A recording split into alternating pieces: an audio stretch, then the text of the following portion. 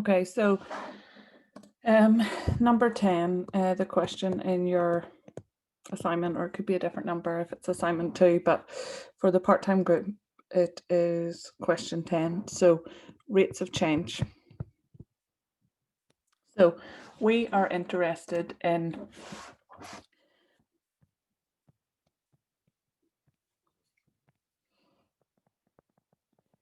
differentiation.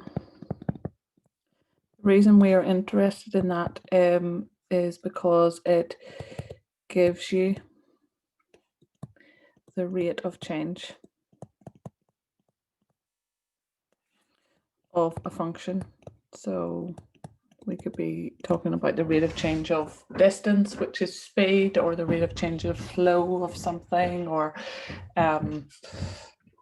anything that moves with respect to time. You can do a rate of change. So if we go back to, so at GCSE, if you remember back, you have straight lines. So say this.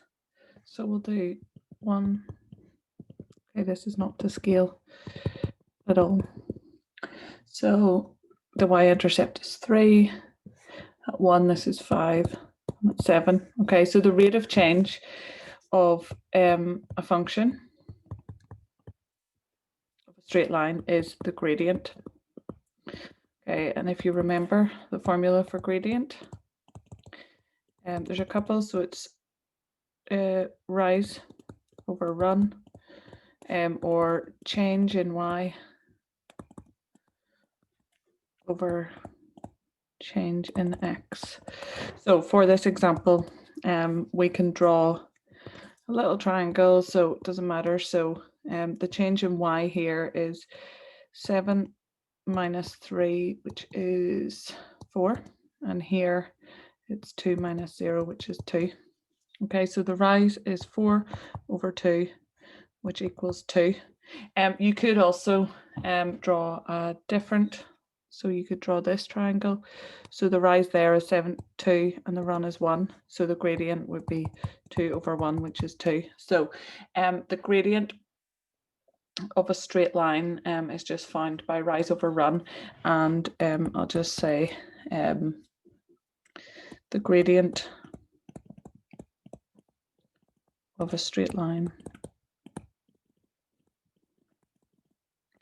is the same at any point. Okay, so it changes when we have a function. Okay, so a curve.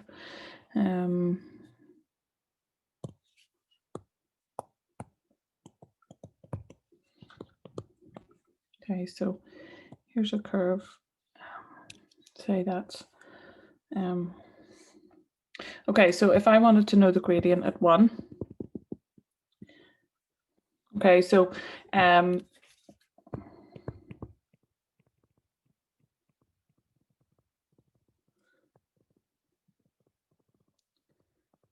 x equals 1.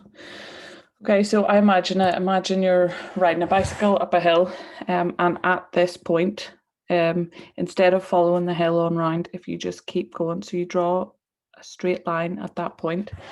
Okay, so it's really the tangent to the curve. So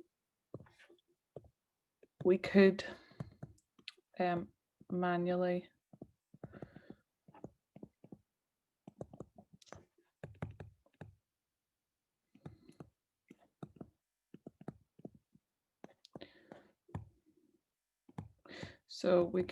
manually draw that and work out rise over run, because we could draw, a wee triangle like this, and that's a rise and that's a run.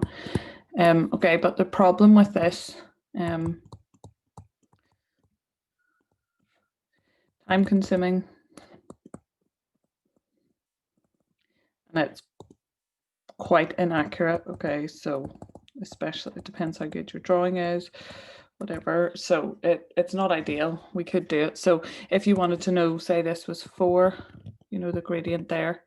So again, imagine you're cycling down a hill, but rather than following the curve, if you just, although here it's kind of, let's actually draw a straight line. So it's kind of like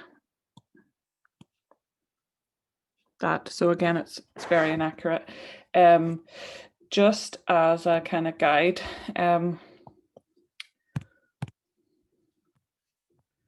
should remember that upwards line is a positive gradient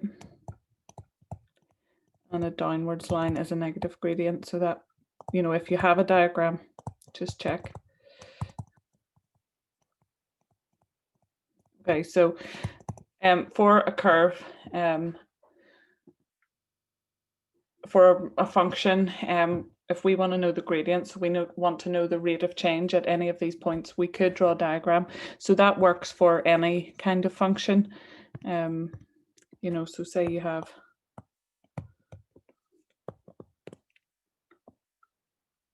something like this, and you want to know the gradient here. So at x equals 2, you plot it, and then so, you know, something like that. But not very accurate. So we want a different method. So that's where differentiation comes in. Differentiation to calculate rates of change.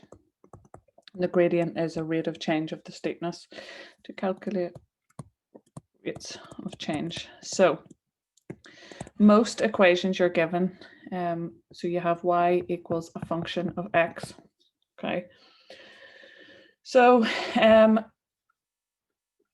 we can write so the first derivative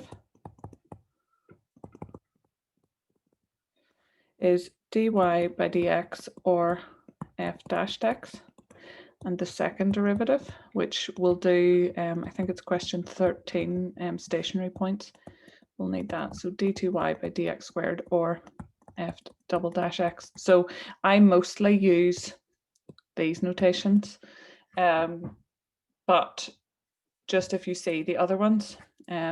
So first derivative, so dy by dx means differentiating the function y with respect to x. Okay, so that's what it really means in the long form, but we just say dy by dx.